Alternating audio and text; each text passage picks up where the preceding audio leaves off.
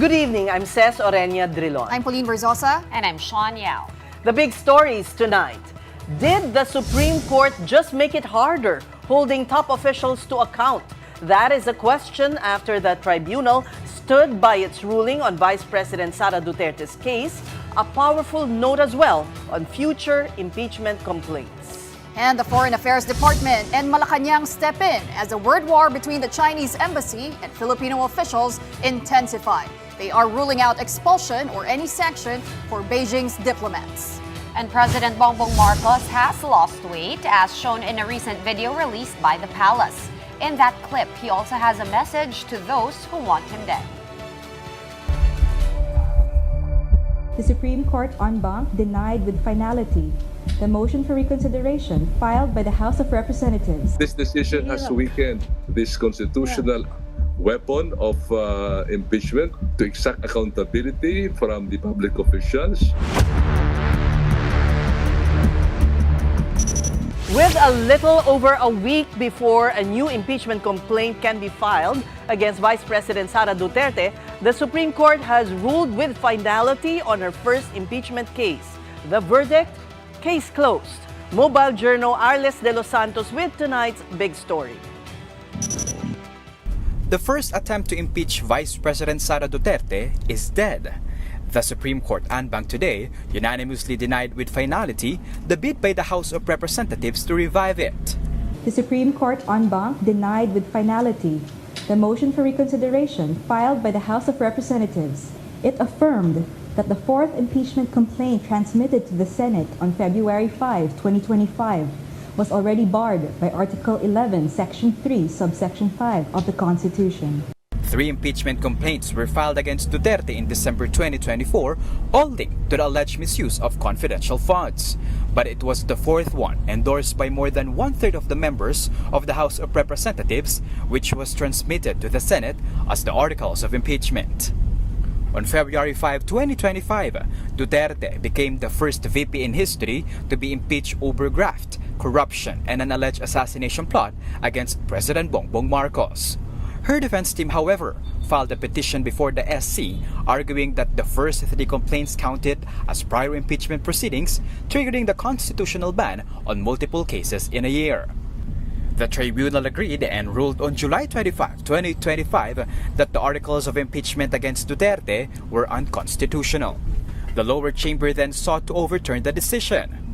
The House argued that the first 3 complaints have been archived anyway, but the High Court, in reaffirming its ruling, said that the prior complaints before the fourth one were demuniciated. That's because they were not placed in the House order of business within the required 10 session days. This SC resolution is immediately executory, with no further pleadings allowed. The court, however, said that a fresh impeachment complaint against Duterte could be filed beginning February 6, 2026, when the 1-year ban expires. Reactions to the recent SC ruling were swift. So tanggap po, pero malungkot po ang pagtanggap ng desisyon ng ating Korte Suprema. But we have to respect and honor the decision of the highest tribunal. May tinatawag na judicial overreach, pagmamalabis ang ating Korte Suprema, amounting to judicial interventionism. Yes. Okay naman, judicial intrusion, hindi lang po judicial activism. Medyo nagmalabis po, nasobarahan po ang desisyon ng Korte Suprema dito po sa Duterte case. This decision has weakened. This decision has emasculated this constitutional weapon of impeachment to exact accountability from the public officials. So the higher the position, the higher the service. Dapat ganun po eh. So, sabi ni Cabras Ople, is that a constitutional declaration is a powerful tool. Now, this tool has been dulled by this, by this decision of the Supreme Court. In a statement, the defense team of Vice President Duterte expressed their appreciation for the Supreme Court's decision. With the first impeachment case closed, the Vice President's camp also called on everyone to move on and shift focus on the country's problems. For Duterte ally Senator Amy Marcos, the High Tribunal's ruling is, quote, a victory for the rule of law and a reminder that no matter how powerful are the people behind the impeachment of VP Sara, no one is above the Constitution. As for the team that pushed for Duterte's ouster, Justice Committee Chairperson Congresswoman Jervil Ruiz summed up the House's sentiment. Only means that the first impeachment complaint is indeed dead already. Well, it's quite frustrating, no? Just like what I hear from the rest of the 215. But nonetheless, we have to follow the decision of the Supreme Court. For Mamamayang Liberal Party List Representative Leila de Lima, the fight is not over. The setback, she said, was based on technicality. She also hinted at another complaint against the Vice President, saying the ruling is not a vindication for her. And for one of the 1987 Constitution's framers, Congress has other options through extreme. The House has to craft new rules to conform with this new rules set forth by the Supreme Court. I think that's the only way that we can do. Now, if we follow the suggestion of the Ami, pwede rin po yan, no? Assert there's the exclusive power to try all impeachment cases. Kaya na baka mag-create ng constitutional crisis po sa ating bansa. Yun lang po. But it will make difficult, alam niyo po, it will make difficult all impeachment cases to move forward in our country. Kapatid Arles de los Santos, we are One News. Now in other news, Senate President pro tempore Ping Lacson has announced the removal of Senator Amy Marcos as chairperson of the Committee on Foreign Relations. No reason was given for the move, only that Senator Erwin Tulfo will replace the presidential sister. Marcos will instead head the Committee on Constitutional Amendments and Revision of Codes, which is currently chaired by Senator Kiko Pangilinan. All these changes will be discussed in the upper chamber's plenary session next week. Before this, Senate President Tito Soto said he is considering replacing Marcos after she declined to sign the resolution condemning the Chinese embassy's continued criticism of Filipino officials. Marcos even filed a resolution urging for temperance and not to hinder free speech or the stance of officials standing for the country's sovereignty. She said such statements could affect bilateral relations, particularly matters concerning maritime rights. Marcos added it should be the Department of Foreign Affairs that should be at the forefront of diplomacy, and that engagement with other countries should not involve insulting and disrespectful words. Meanwhile, the DFA urged officials to rethink declaring foreign diplomatic personnel like ambassadors as persona non grata. The department says this is an act of last resort and should be carefully decided. And Malacanang agrees.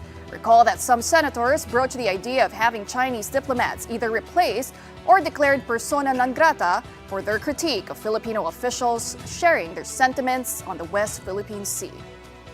It also carries tremendous implications moving forward, such as reciprocal action or other countermeasures in other areas, which is why it should not be made lightly and decided only with careful and clear thought and preparedness for how it will shape the Philippines' strategic interests moving forward.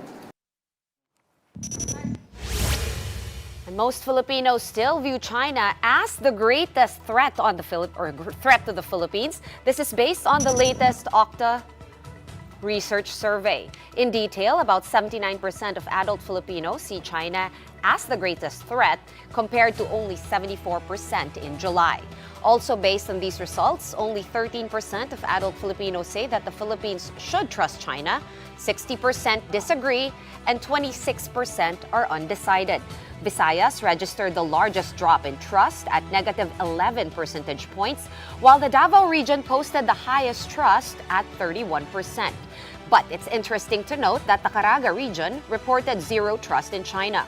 The survey was conducted from December 3 to 11, 2025, from 1,200 respondents of legal age with a 3% margin of error. All right, we discussed this and more with Professor Ranjit Rai, founder and president of OCTA Research. Good evening and welcome to the Big Story. Yeah, good evening, ladies. Thank you for inviting OCTA Research to your show. Good evening to our televiewers also. So many issues, but let's begin with China. To what would you attribute the marked increase in negative sentiment by the populace toward China? Well, I think it's the rising tension, the continuing tensions in the West Philippine Sea. I will, of course, clarify a little bit, says what you said. Actually, when you look at the data over the last 2 years, trust has actually gone down. It was as high as 90. Now it's 60%. No, their trust has not really gone up. It started to improve early part of this year, but it stopped improving after the second quarter. So what does it all say? It's clear still that there's a lot of the majority of our countrymen distrust China, but that distrust has gone down, and much has moved to ambivalence. This is an important aspect of the report. Okay, but on the second finding, which is focused on threat perception, it's very clear for majority of Filipinos, and this particular probe has been stable all throughout the last few quarters, that most Filipinos continue to see China as the greatest threat to the country. It's very little has changed as far as this public perception is concerned. So there are two findings here. It's not still majority, but has gone down. No? Okay. And perception of threat, which continues, which is a serious perception, because you can it's firm, it's stable, and not really changing. It's around 79%.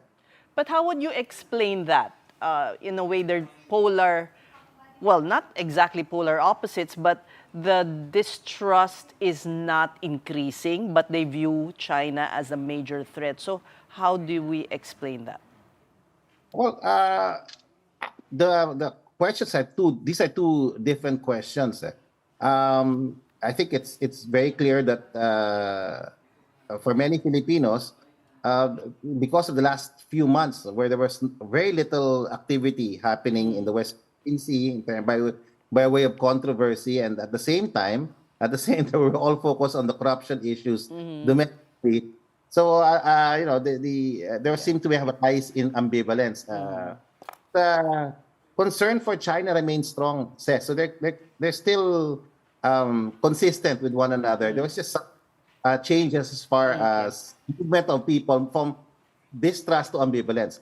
But when you ask about trust, it is still there's still less. Only 13% of our own respondents say they trust China. So it's still very firm.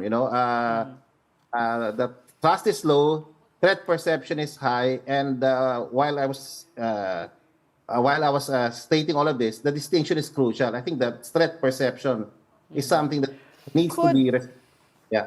Could it also be affected by the leaders or legislators who lean toward being pro-China?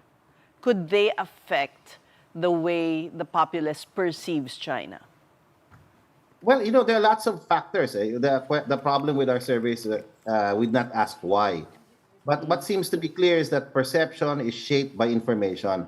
And there's a lot of information and disinformation out there.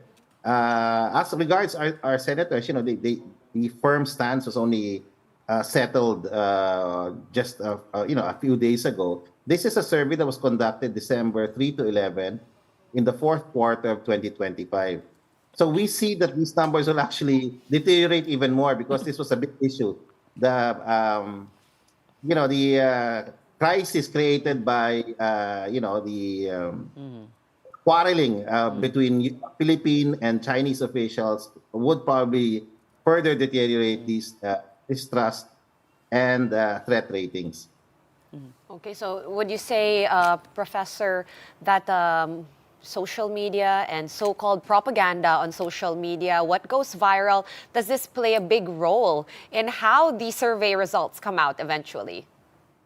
I'll take my hat off as OCTA spokesperson and as a political scientist and answer your question, Shawn, with a yes.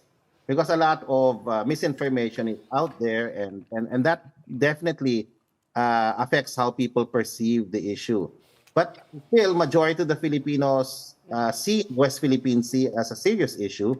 Majority of Filipinos think, number one, that we have to assert our rights in the West Philippine Sea, but we have to assert it, again, a majority in our surveys also say that we have to use the first step, which is to exhaust all diplomatic means. So it's clear to the everyday Filipino, the West Philippine Sea is ours.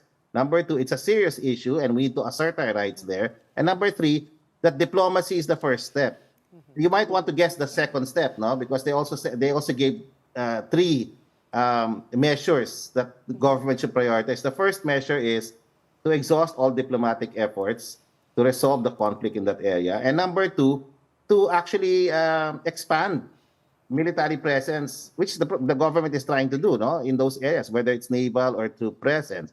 And third, to modernize our armed forces. So the response, the sentiments of our countrymen with regards to how the government should respond to this continuing crisis is very clear. And I think that's where the government takes off, because its current response in the West Philippines is largely supported by the population.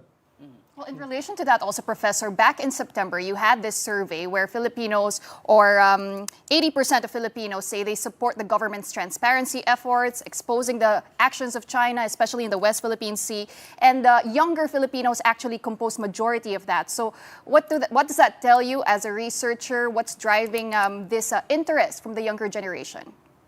I think it's everything they see in social media and the news. You know, for many Filipinos, at least in our FGDs, many of them feel very bad, no, about how our Coast Guard, our fishermen are being treated in these areas. The continuing harassment being experienced by our countrymen. Some even say in the FGDs, they don't like seeing our flag, getting wet when, our boats are water cannon. So all of this not only breeds distrust, it feeds into the rising perception that China is a threat to national security as far as the Philippines is concerned. And that particular approach is very hard to, to mitigate. It's very hard to get sentiments down unless there's really significant, a solution to the problem, which I feel at this point is still far away. So how does it affect Philippine-China relations? I think even the Chinese embassy is looking at this data and seeing it. What needs to happen offhand in the short run is to de-escalate this tension that has just occurred over the last few weeks, and see if calm and diplomacy will get both sides talking and start this long process of trying to find a solution to the rising tension in the West Philippine Sea. I'd like to emphasize, yeah, of course, I'm being optimistic there, but the one point that I want to emphasize is that the tension in the West Philippine Sea is not the end all and be all of our relationship with China. We have to understand we have a trade relationship with China. It's an important trading partner, and at some level, this is not should not be the definition of that relationship. So I guess that's where the DFA comes in. They see the big picture and they see that while we disdain the behavior of the embassy and its officials, that the big picture should not be lost on us. That we have to move forward with more constructive, and progressive relationship with China. Maybe the social media word war will change after seeing the results of your survey. But also, you did have some interesting data on self-rated hunger and self-rated poverty, which, like a huge drop in self-rated poverty, 19 percentage points down from the third quarter to the fourth quarter. At the same time, it's ironic because our third quarter GDP 4%, fourth quarter 3%, and yet we see that drop. How do you make sense of that as a political scientist, Dr. Ranjan? Yeah, it's really hard. We had to recheck our data because it was the largest drop in self-rated poverty in a quarter. Looking back at all our surveys on this particular probe, which is self-rated poverty, it went down 17%. Percentage points, and to illustrate that, it was 14 million, a little over 14 million families in the third quarter of 2025. It went down to a little over 9.4 9.5 million families in the fourth quarter of 2025. More than 4 million families felt better in terms of poverty than in the third quarter 2025. So what could possibly be the reason? It could be myriad. No, one would be government programs for poverty alleviation have kicked in. Improvements in employment during the fourth quarter, but they weren't as significant as projected. The economy still grew. It didn't reach its it didn't reach its targets, but it still grew. Economy still expanded, albeit I think a little over 3%, which is not very impressive.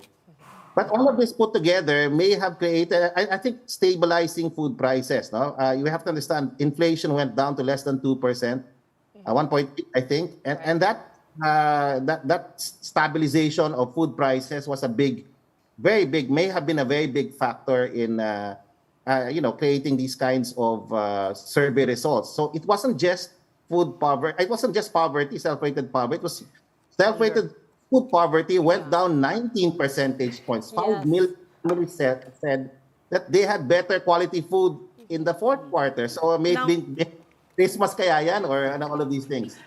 Okay, So- if we could shift topics and wear your political analyst hat once again, your thoughts on the Supreme Court affirming its ruling on VP Duterte's impeachment. Well, one thing's for sure. No, I'm not a lawyer by training, but I've observed this particular, issue for some time. While the Supreme Court has affirmed its former decision, what seems to be problematic in my view is, the new strictures that they've imposed on the process of impeaching, top leaders of government. Impeachable officers, as stated in our Constitution, the President, the Vice President, members of the Commission, the Supreme Court. It's now much harder to hold these people accountable. That's the reality. Now, as regards to the particular case of VP Duterte, we have to accept that's the Supreme Court's position. But, the reality is the decision of the courts didn't just talk about the merits of the case. No, they basically suggested new strictures that make impeachment, holding our own leaders accountable, much, much harder today. And that's a reality. Now, the House, if it's progressive, will probably have to rethink its rules, no, to go to accommodate these new rulings. But the reality is, it's made impeachment less potent as a tool for holding our officials accountable. That's my own, not OCTA, it's my position. Yeah. Okay, but the question also is, Professor, do you think there is judicial overreach on the part of the Supreme Court with this decision? Because as we all know, under the Constitution, the House of Representatives has the exclusive right to initiate all impeachment complaints. In fact, one of the constitutional framers, Attorney Rene Sarmiento, told our sister program Storycon that he thinks there is judicial interference. What are your thoughts? I'm not a lawyer by training, but as regards to their basic assessment of the impeachment process against the VP Duterte, I have to agree, with their decision. But with the additional strictures, I think there is, I think it's only fair to say that there is actually overreach, no? Some would argue activism, and some would argue overreach, because the new strictures make it so much harder to hold accountable leaders. Now, we're thinking about Sara Duterte, we're thinking about PBBM, but in the future, what if we have really bad presidents and vice presidents, or for that matter, bad Supreme Court chief justices or associate justices? How can we now hold them accountable? It's much, much harder now to actually undertake this process given these new strictures. But then let's see how the House will respond to it. All right, we thank you for your insights. That was Professor Ranjit Rai, founder and president of OCTA Research. We're taking a very quick break, but right after that, government says it is beefing up manhunt operations against former Congressman Zaldy Co, who seems to be moving freely around Europe. The big story returns in a bit. Stay tuned.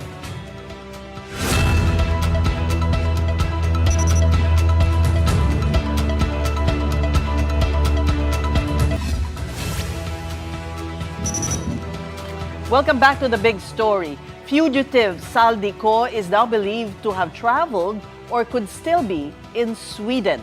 Co earlier reported hiding in a gated community in Lisbon, Portugal, supposedly signed his petition to the Supreme Court before a notary public in Stockholm, Sweden last January 15.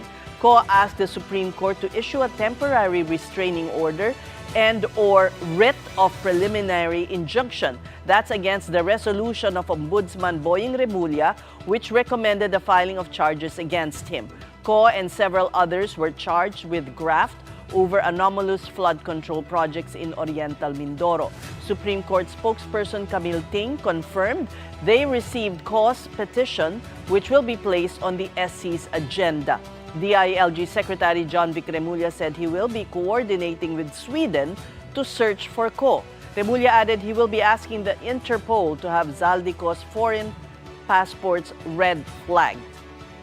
In fact, I am leaving tonight. I'm gonna be making some coordination calls. So maybe you'll hear from me in the next 2 weeks kung ano mangyayari. He's using a foreign passport. So nakakaikot siya ng malaya ron. But now we're gonna go harder na i-red flag namin yung foreign passport niya. So kinukuha namin yung kopya ng passport and then we're gonna put it through Interpol na para hindi na siya makalabas ng Portugal. At kung lumabas man, mahuli natin.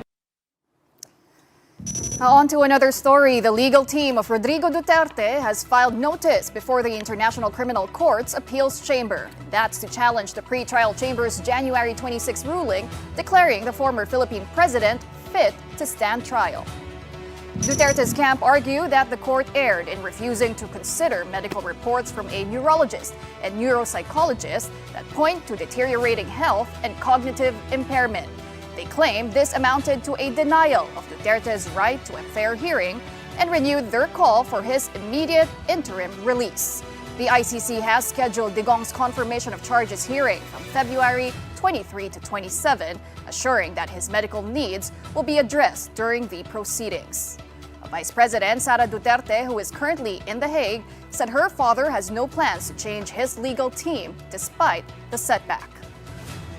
Gusto mo ba palitan at hindi ka pa satisfied? Sabi niya, hindi palitan. Pero meron siyang mga instructions na ibinigay kabahin sa legal team. So, hindi ko nasabihin kung ano yung mga instructions dahil ano naman na yun, hindi na mahalaga. Now back here at home, Malacanang has called on the National Bureau of Investigation to look into the release of a fake medical document on the health of President Marcos. Palace Press Officer Claire Castro said the president's health should not be subject of fake news. Yesterday, the fake medical report claimed that Marcos supposedly has severe sigmoid diverticulitis that required urgent surgery. It also claimed that the president's diverticulitis was due to drug use. St. Luke's Medical Center, which had its logo on the medical document, belied its authenticity.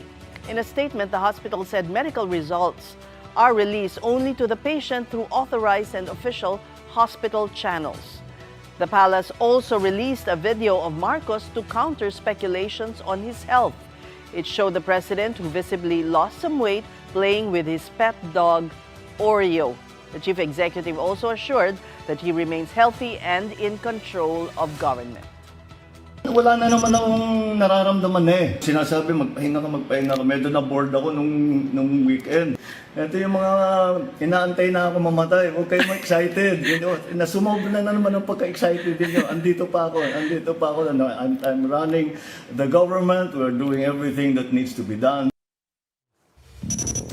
In another development, the Philippine economic growth slowed to its weakest pace in 14 years, excluding the pandemic.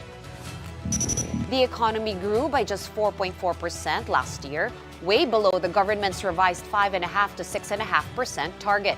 This is the slowest full-year expansion since 2011, though it contracted 9.5% in 2020 during the COVID crisis. Meanwhile, growth in the fourth quarter eased further to 3%, pulling down the full-year figure. This was also weaker than the revised 3.9% growth posted in the third quarter. The weak economic performance was partially caused by the flood control scandal, which affected investor and consumer confidence and slowed down public spending. Malacanang said that President Marcos was briefed about the figures and acknowledged the effects of corruption probes, climate-related disruptions, and global uncertainties. Palace Press Officer Claire Castro added that reforms are underway to boost investments, speed up infrastructure, and support key sectors. And with growth losing momentum, questions are now turning to monetary policy and whether more rate cuts are needed to support the economy. Here's what BPI lead economist June Neri told our sister program, Money Talks. What kind of a GDP outcome then would justify, say, a 50 basis point cut on February 19th? We wouldn't really recommend that because it could look like they're panicking. But for the whole of this year, they could do as much as 50 basis points, Kathy. Again, watching closely whether inflation will remain within target because we really think that growth will continue to disappoint. So this coming May, when the first quarter numbers are reported, most likely than not, Kathy, we will be seeing still a disappointing print. No? Probably not as bad as the third and fourth quarters of 2025, but still well below the potential of the Philippines. You're still watching the big story here on One News. Still ahead is a project that helps mothers earn more for their families while also sustaining whole communities. We learn more about EcoNanay when we return. Keep it here on One News.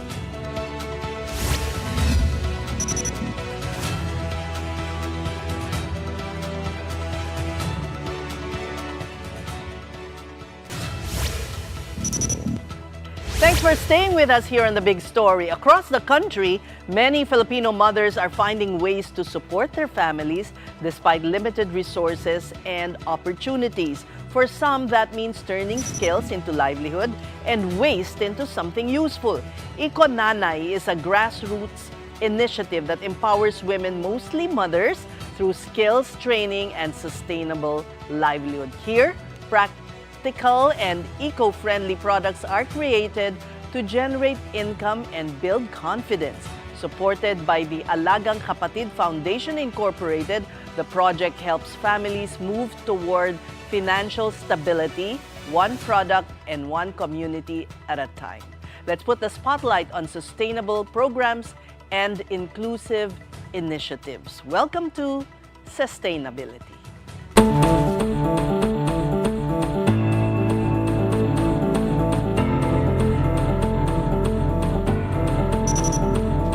And joining us tonight are two EcoNanays, Josephine Villamil and Marilu Garduque, along with Benchis Silvestre, Executive Director of Alagang Kapatid Foundation Incorporated. Welcome to the Big Story sa inyong tatlo. Magandang gabi. Magandang gabi po. How old na is this EcoNanay project? We're turning 5 years old ngayong taon na to. It was born during the pandemic. And purposely, gaya nung introduction kanina, we wanted to provide families an alternative source of income kasi maraming kalalakihan nang nawala ng trabaho during the pandemic. So the mothers and the women had to Fill step up. in. Yeah. So, ayun. And they had to, we needed women, we needed sewers to transform our used clothing into something more, that we could upcycle into something more, something that we could use for our own operations. So yung mga used clothing namin, pinatahi namin into eco bags. Yun ang unang project. That was the first original Balita project. ko, itong si Malu, nag-volunteer, hindi naman marunong magtahi. Nagsinungaling siya sa isang pare. Nagpatawag yung parish priest nila ng mga kababaihan. Ikaw nga. Bali, pandemic time po. So, nag-ano sila ng sinong gustong magnahi. So, yung isang nanay po doon, kapitbahay namin, inano po nila, gusto mo ba malumagtay? Sabi ko, sige ma'am, pwede naman po ako, Nay. Nanay Helen po yun. Tapos sabi ko, Nay, Nakalimutan ko na po umapak ng ano. Paano nga ba? Pero hindi niyo po talaga Nagkunwari ka alam. na lang. Yes, ma'am. Hindi po. Pero kasi kailangan mo talaga. Ma'am. Kasi alahan trabaho. Nawalan ako ng work. And then, yung time during pandemic, 3 of my family, isang taon lang po yun, sunod-sunod sila. So, depression po talaga yung Tinatanong ko siya, you worked in a gasoline station, Yes, di ma'am. ba? Dinaanan mo namin kanina. Oo nga. Nagkaroon po Pero- ako ng nostalgia. Pump attendant siya Oo. noon. for the Taga-morning longest side high. Ngayon, kamusta ang kita, ang trabaho, ang ginagawa mo? I-compare po nung may regular work ako, malayo po. Pero yung po kasi, mahal ko na po yung mga kasama ko, yung ambience. Kahit na medyo, yung ganun pa rin. Challenging. Opo, Challenging. yung kita. Mabuti nga tumutulong sila Ma'am Menchi para magbenta kami. So pag may benta, meron po kaming Share. may share po kami. Yun po ang kwan doon. Pakita nyo nga yung Siya gawa yung, nyo. actually, si Malu was yung kauna. Siya yung, bagaman siya yung nagsabing hindi naman siya marunong manahe. Pero siya ang kauna-unahang nakapag-develop nitong outside bag na to.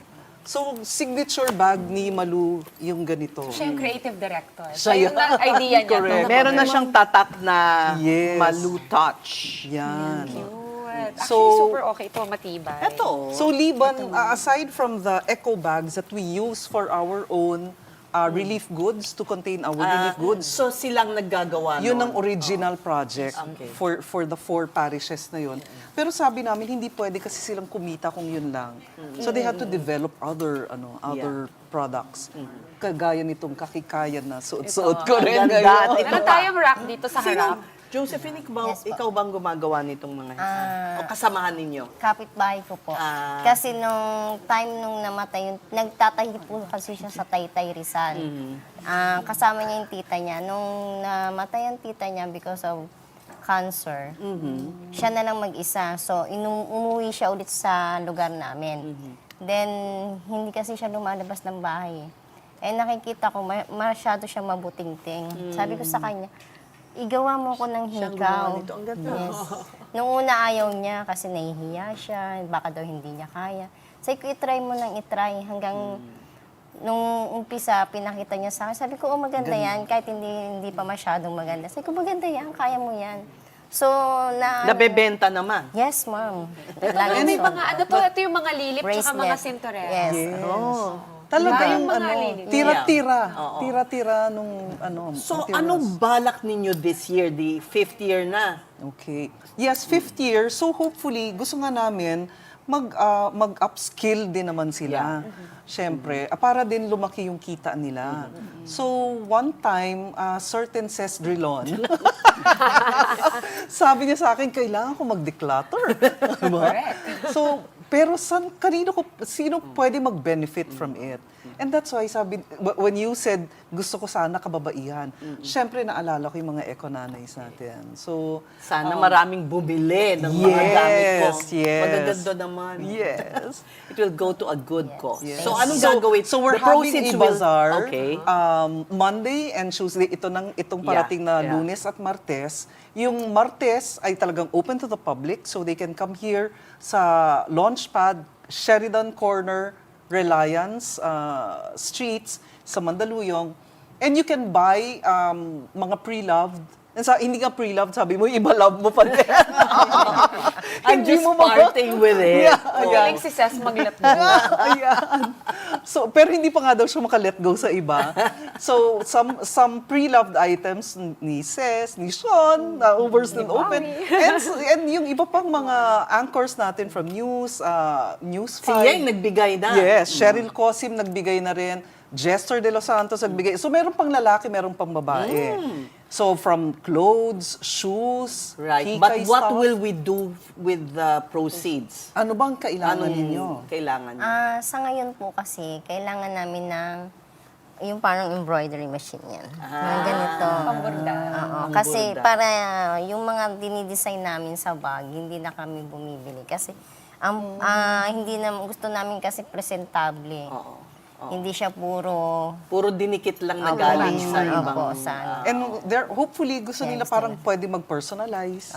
Pwede mong ilagay Pwede rin pangalan. namin i-business sa iba. Nanay Josephine, sino po yung design ng patch na yan? Ito yung mother ko.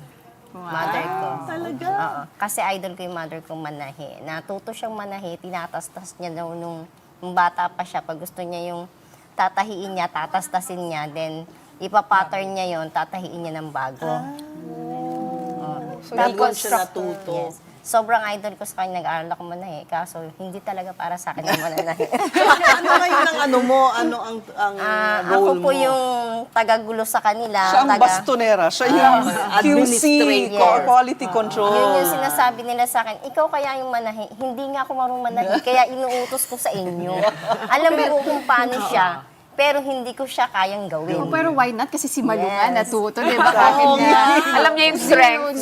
May kanya-kanyang papel talaga sila sa grupo. And they're just isang parokya si Malu, isang parokya si Pen, and we have 2 others. So kanya-kanya may mga produkto sila. And again, sa Lunes and sa Martes, makikita ninyo yung iba't ibang mga gawa nila. So kasama rin yung kasama mga... rin. Kasama, yes. Miss Menchi, magkano ba yung isang embroidery machine? Para at least alam natin yung goal natin. Nasa mga? Yung single, siguro may mga, yung iba 50. Medyo 50. 50,000. Oo, yung nakikita ko po, hindi pa po siya Parang may balak komplikado. i-donate si Shawn. Hindi pa po siya komplikado yun yung Kailangan namin single yung thread muna, lang po siya. yung pang-basic muna. Yung basic.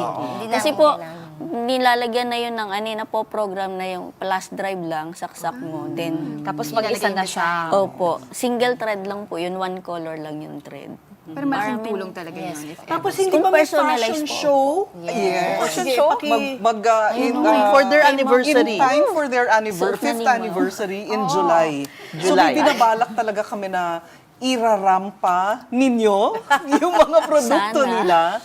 Game kami dyan. Yan. So July pa naman yun. Pero in time for that, gusto nga namin medyo nag-level up na lalo yung mga produkto nila. Hope we can find them a mentor also to guide in design, di ba? Parang project run. Pinapanawagan natin yan. Ilan sila? Ilan ang mga EcoNanay? In total, mga 20 sila sa 4 na parokya na yon. Pero meron kasing mga home-based pa.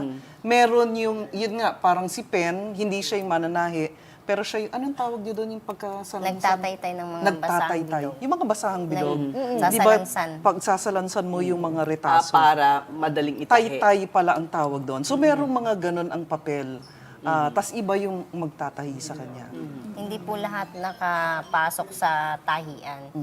Kasi hindi namin kayang ilagay sila sa isang room. Kaya ang gusto ng parish priest namin, hindi lang kami, kailangan nakakalat sa community na natutulungan ng aming parokya. At saka yung mga iba, hindi na sila kailangan umalis ng bahay para nababantayan ng baby or sino man, di ba?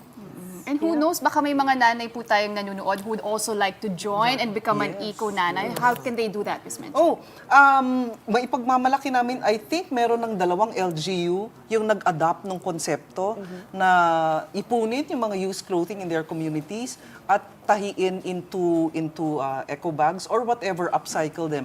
So makipag-ugnayan po kayo sa amin, nandyan lang ang ating Facebook page, ang ating social media, Alagang Kapatid Foundation Inc. Message nila kami ng inyong mga thoughts and tignan natin what we can do together. May question ako, Ms. Menchi. Available ba bumili ng mga products sa mga EcoNanays online? Yes, ma'am. Okay. Meron Where po should they go? FB page, Sibol, St. Francis Xavier Parish, Sowing Livelihood. Kaya lang, hindi pa siya masyadong Maraming followers. Walang followers masyado. So kasama yan. Gawa-gawa ko lang kasi yun. Hindi pa ako marunong. Kasama yan doon sa mga i-develop pa natin. upscaling. Yes. Well, imagine from the pandemic, naging ganito, magkaka-fashion show. Rarampa rin kayo. Pag may nagkasya sabi. Malu naman magtatahi. For pets, di ba? Ay, Inisip ko nga, sana Ay, gawin pwede. tong collar. Yeah. Sabi ko, kasya ba to sa pusa ko? Parang medyo Oo nga, Parang pwede. nilakihan siya Ito ng mahaba. collar. May idea na kayo Yes. dyan. Tama. Pet Para sa mga fur lovers ang babies. gumagawa niyan, mahilig sa pusa. Yes, sa Oh, pusa. ayan. Okay. Dito, nakita nyo ba? May Ang dami ano, ng naming pusa. beauties. Ayan, may idea na. May idea na ako. Nadagdagan pa. Sabihin ko Aso ni Pawi ang magmomodel. Pwede din sa tao, kay Andre. At saka yung mga TV5 cats natin, ang dami nating yes. pusa po dyan sa labas. Ayan, tama. Thank you Thank you. Maraming salamat sa pagkakataon na ang ating mga EcoNanay. Alam mo yon, yung ito lang na sila ay nag-guest. Ito ay malaking bagay din for us na sila ay marunong natututong mag-market, di ba, kumausap ng tao at i-market yung kanilang mga gawa. So thank you very much sa pagkakataon na to. So At again, nakikilala. reminder. Oh, about again. Monday and Tuesday. Monday and Tuesday, yung Lunes, priority natin empleyado for Monday. Then Tuesday, ilalabas namin ito doon sa isa sa mga pwesto sa launchpad in between yung samyupsalan at yung Japanese restaurant.